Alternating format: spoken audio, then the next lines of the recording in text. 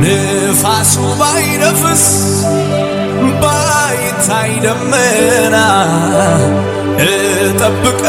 እጠብቀዋለሁ ጌታ ብሏልና ቃሉ አይታጠፍም ታማኝ ነው አምላኬ ምስክር ቢያስፈልግ የትላንት ታሪኬ የመጠበቂያዬ የጸሎቴን አምባ አልወጣም ለቅቄያዬ እስኪ መልስልኝ እማጽነዋለሁ እግሩ ስር ወድቄ